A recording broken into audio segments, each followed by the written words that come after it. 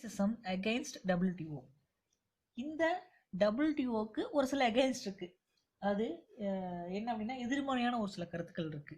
அது என்னென்னு நம்ம பார்க்கலாம். The following criticisms are levelled against WTO. So இந்த WTOக்கு ஆப்போசிட்டாக ஒரு சில விமர்சனங்கள் எல்லாம் இருக்கு. ஸோ அது என்னென்னு நம்ம இதில் பார்க்க போகிறோம். Free trade benefits developed countries and more then developing countries. அதாவது டெவலப்டு கண்ட்ரிஸுக்கு பார்த்தீங்க அப்படின்னா நிறைய வகையான ஒரு சலுகைகள் கொடுக்குறாங்க இந்த WTO.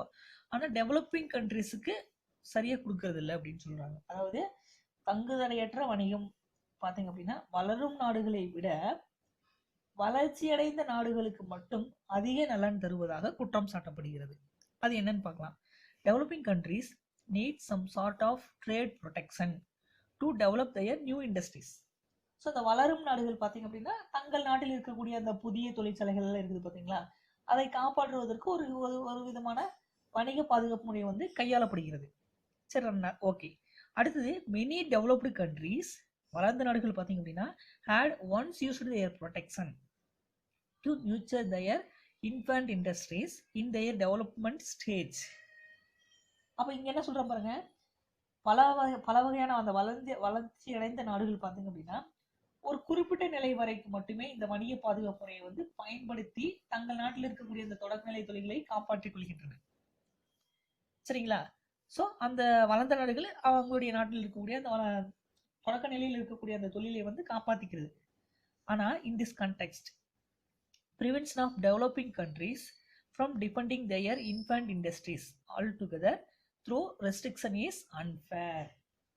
இதனால பாருங்க கவனிங்க, ஆனால் அந்த வளரும் நாடுகளுக்கு இந்த வணிக பாதுகாப்பு முறைகளை வந்து பயன்படுத்த தங்க நாட்டில் உள்ள தொடக்கநிலை தொழில்களுக்கு தடை விதிக்கப்படுகிறது. அப்ப பாருங்க, டெவலப்டு கண்ட்ரிஸ் வந்து அங்க டெவலப்மெண்ட் ஸ்டேஜுக்கு வழிவகுக்கிறாங்க. ஆனா டெவலப்பிங் கண்ட்ரிஸ்ல இருக்கக்கூடிய அந்த பிரைமரி இண்டஸ்ட்ரீஸ் நியூ இண்டஸ்ட்ரீஸ் வந்து தொடங்குவதற்கு நிறைய தடைகள் வந்து விதிக்கப்படுகிறது. சரிங்களா? ஸோ இதனால தான் பாருங்க, it is suspected to be a conspiracy to indirectly favour MNCs. So இதனால தான் அந்த பன்னாட்டு நிறுவனங்களுடைய தலையீடு வந்து இருக்கும். ஸோ பன்னாட்டு நிறுவனங்களுடைய தலையீடு இருக்கிறதுனால தான் ஸோ இந்த மாதிரியான பிரச்சனை ஏற்படுது. அப்போ என்ன, டெவலப்பிங் கண்ட்ரிஸ் வந்து நியூ இண்டஸ்ட்ரீஸ் வந்து ரன் பண்ண முடியறதில்ல. ஆனால் டெவலப்டு கண்ட்ரிஸ் வந்து நியூ இண்டஸ்ட்ரீஸ் வந்து தொடங்கி அதை மேம்படுத்துவதற்கான வழியை தடையை வந்து விதிக்கிறது இல்லை. ஆனால் டெவலப்பிங் கண்ட்ரிஸ் ஆக இதில் என்ன தெரியுதுன்னா டெவலப்பிங் கண்ட்ரிஸ்க்கு தடை விதிக்கிறாங்க, டெவலப்டு கண்ட்ரிஸ்க்கு எந்த ஒரு தடையும் இல்லை. சரிங்களா? ஸோ இது ஒரு ஒன் ஆஃப் தி கிரிட்டிசிசம்.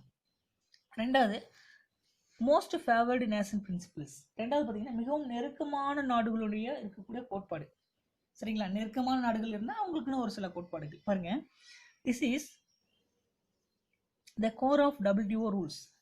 இது பார்த்தீங்கன்னா இது WTO one of the rules. அந்த உலக வணிக அமைப்பு பார்த்தீங்க அப்படின்னா விதி அப்படிங்கிறது மிக முக்கியமான ஒரு கோட்பாடு. ரூல்ஸ் அப்படிங்கிறது மிக முக்கியமான ஒன்று. Under this rule member countries R advised not to discriminate among the home enterprises, multinationals and foreign enterprises. So இந்த விதியின் கீழ் இருக்கக்கூடிய அந்த உறுப்பு நாடுகள் தங்கள் நாட்டில் இருக்கக்கூடிய அந்த உள்நாட்டு நிறுவனங்களுக்கும் வெளிநாட்டு நிறுவனங்களுக்கும் பாரபட்சம் காட்ட வேண்டாம் இல்லையா? ஸோ எந்த நாடாக இருந்தாலும் சரி, உள்நாட்டு நிறுவனமாக இருந்தாலும் சரி, வெளிநாட்டு நிறுவனமாக இருந்தாலும் பாரபட்சம் காட்டக்கூடாது இல்லைங்களா? ஆனால் in other words WTO prevents developing countries from favoring their emerging companies. So இந்த உலக வர்த்தக அமைப்பு பார்த்தீங்க அப்படின்னா அந்த வளரும் நாடுகளை என்ன பண்றாங்க, அந்த தொழில் நிறுவனங்களுக்கு ஆதரவளிப்பதை தடுக்கிறது. ஸோ வளரும் நாடுகளுக்கு தான் சப்போர்ட்டே பண்ணணும், ஆனால் வளரும் நாடுகளுக்கு பண்றது இல்லை. This move is supposed to give unfair advantage to multinational companies.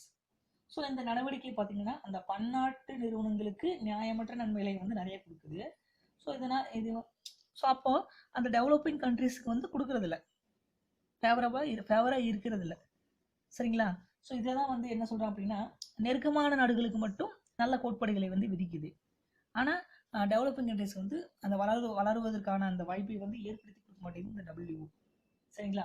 So அது யார் கொடுக்குது, இந்த MNCயை மட்டுமே அதிக அளவில் ஒரு முக்கியமான அந்த MNC மட்டுமே நல்ல ஒரு நோக்கத்தோடு பார்க்குது, வளரணும் அப்படிங்கிற நோக்கத்தோடு. சரிங்களா? அடுத்தது மூணாவது failure to reduce tariffs on agriculture.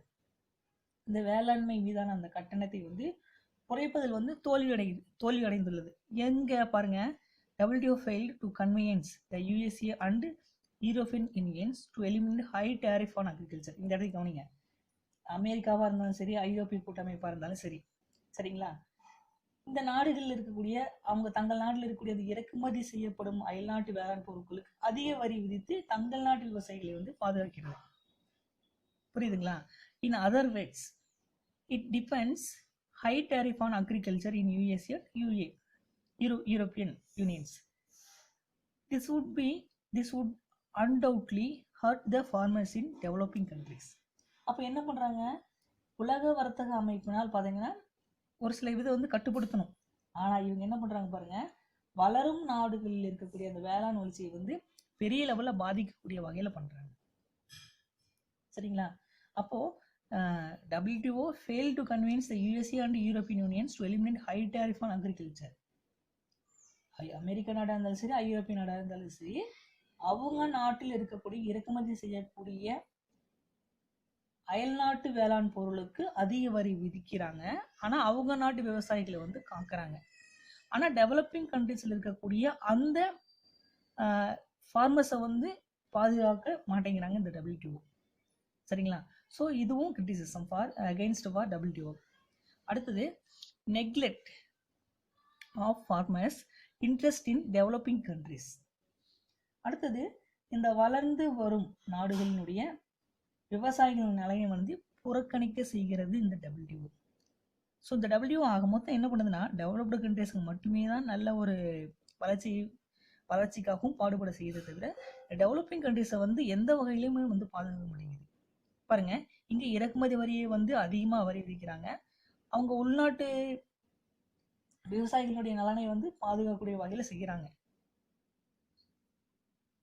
ஆனால் டெவலப்பிங் கண்ட்ரீஸ்ல இருக்க ஃபார்மர்ஸுடைய நலனை வந்து எதிர்பார்க்கறது இல்லை.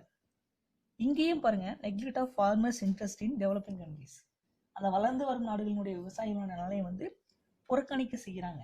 பாருங்க, developing countries specialise in producing primary products, that is agricultural products. So இந்த வளர்ந்து வரும் நாடுகள் பார்த்தீங்க அப்படின்னா முதன்மை தொழில் என்ன, விவசாயம் தான். அதை வந்து உற்பத்தி செஞ்சு சிறப்பு மிக்க ஒரு நாடாக செயல்பட்டு வராங்க. இதில் பாருங்க, they need some sort of protection to diversify into other sectors of the economy, at least in the short term. So அடுத்ததான் என்ன சொல்றா பாருங்க, இந்த தங்களுடைய பொருளாதார வளர்ச்சிக்காக குறுகிய காலத்துல மற்ற தொழிலை வளர்ச்சியடைய செய்வதற்கு வந்து சில வரி விதிப்பு பாதுகாப்பு முறையை வந்து தேவைப்படுகிறது. Many developed nations used this tariff protection in the process of their development. ஆனால் இந்த வளர்ந்த நாடுகள் பார்த்தீங்க அப்படின்னா இந்த வரி விதிப்பு பாதுகாப்பு முறைகளை வந்து தங்களுக்காக மட்டும் பயன்படுத்தி கொள்கின்றன. ஸோ இதனால in this context WTO is criticized for being unfair and neglecting the interest of farmers in developing countries. So இதனால தான் பார்த்தீங்க அப்படின்னா இந்த WTO பார்த்தீங்க அப்படின்னா அந்த வளர்ந்து ஓடும் நாடுகளில் இருக்கக்கூடிய விவசாயிகளின் நலனை வந்து முற்றிலுமாக புறக்கணிக்க செய்கிறது. சரிங்களா? இதுவும் அந்த உலக வர்த்தக அமைப்பு எதிர்மறையான ஒரு கருத்து.